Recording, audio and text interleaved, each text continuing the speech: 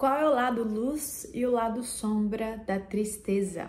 Oi, meu nome é Nádia Gomes e esse é mais um vídeo do quadro Sinto Muito, um quadro onde a gente reflete juntos sobre como está a nossa relação com as nossas emoções, com os nossos sentimentos, que vai dizer muito também sobre como está a nossa vida, porque a forma na qual a gente se relaciona com a gente, automaticamente com as nossas emoções, tem uma consequência sobre como a gente está lidando na nossa vida com tudo.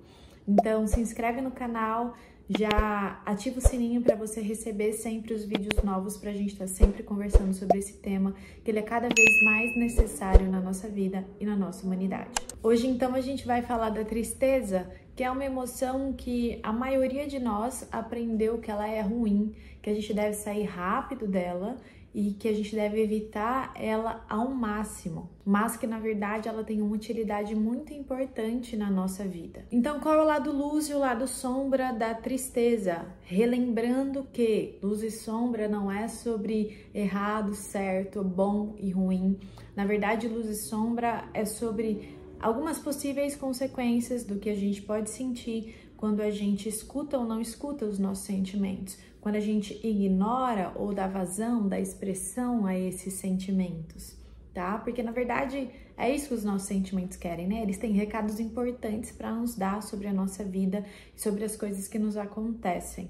Então, enquanto eles não dão recado pra gente, eles não vão embora. Por isso que é muito comum os sentimentos se amplificarem, quanto mais a gente ignora eles. Porque, na verdade, quanto mais a gente ignora, mais ele quer ser visto. E ele tá ali pra dar um recado, ele não vai descansar enquanto aquele recado não for dado.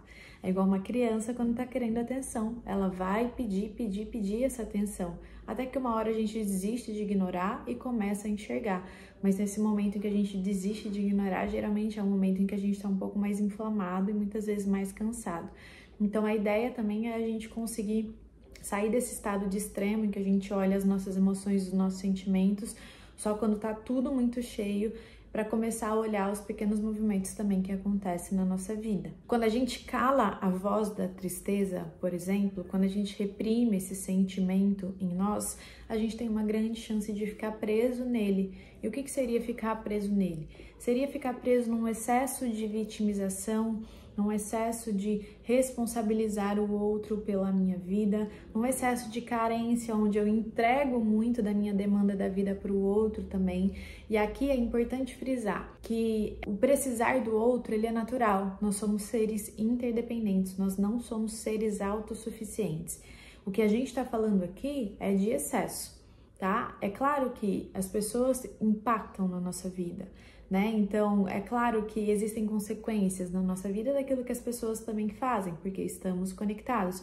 A gente está falando de um excesso onde a gente está preso demais nessa visão do outro e pouco conectado com a nossa própria visão da vida, com as coisas que estão acontecendo dentro da gente. E preso nessa tristeza, a gente tem muita chance de viver uma vida mais amargurada, mais amarga, porque a tristeza é um ótimo sentimento para que a gente possa elaborar e processar mais da nossa história. Quando a tristeza passa por nós, é uma ótima oportunidade da gente validar os nossos incômodos, mesmo que a gente ache que a gente não deveria sentir esse incômodo.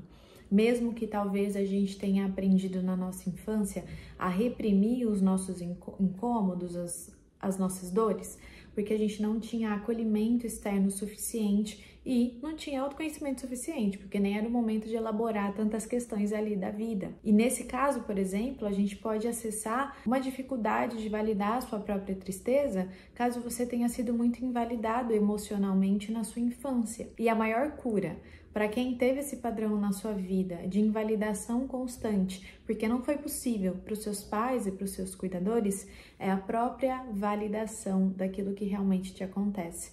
É a validação das suas dores, é a validação dos seus incômodos, é também a validação dos seus desejos, é também a validação das suas vontades. E se você se identifica com esse padrão de não ter sido validado emocionalmente na sua infância, na sua dor, no seu choro, na sua tristeza, talvez esse seja o momento de você se relembrar que esse acolhimento que não foi possível na sua infância, ele é um pouquinho mais possível agora.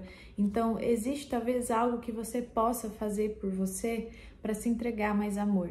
E pode ser uma conversa com uma pessoa importante, um pedido de ajuda, pode ser uma conexão profunda que você faz com os seus olhos diante do espelho, de um alto abraço, ou de um abraço que você recebe de alguém que você ama, de que você tem um carinho, que você pode receber esse carinho. Pode ser também através do direito e da autorização que você se dá de ter mais prazer na sua própria vida, fazer algo que você gosta por você, sem tantos porquês. E também pode ser o choro, a autorização de chorar por aquilo que te atravessa. O choro, ele está muito conectado com a tristeza. E a voz da tristeza, quando escutada, quando ouvida, se torna sabedoria. Porque a tristeza, ela é uma energia que nos convida a entrar em contato com a gente. Diferente da raiva, que tem muito movimento na raiva, na tristeza a gente tem uma diminuição desse movimento externo e um aumento desse movimento interno. Uma vontade de ficar mais recolhido, às vezes uma vontade de ficar deitado na posição fetal, uma vontade, uma necessidade talvez de maior silêncio para que você possa digerir melhor aquilo que te acontece. A tristeza é um ótimo digestivo que a gente tem para os nossos processos emocionais e faz parte do processo de elaboração da nossa história atravessar por ela, passar por ela, deixar ela trazer os nossos recados, encontrar um ambiente mais silencioso para a digestão de algumas coisas importantes que a gente está precisando digerir naquele momento que aquela tristeza chega. Isso porque a tristeza é um ótimo convite para que você entre em contato com a pessoa mais importante da sua vida. Aquela que você vai ter que lidar 24 horas por dia, aquela que você dorme e acorda todos os dias, que é você. A tristeza, no final das contas, te ensina a estar mais perto de você, te ensina a escutar mais aquilo que realmente acontece em você, não aquilo que você acha que deveria, não a idealização, mas sim o real.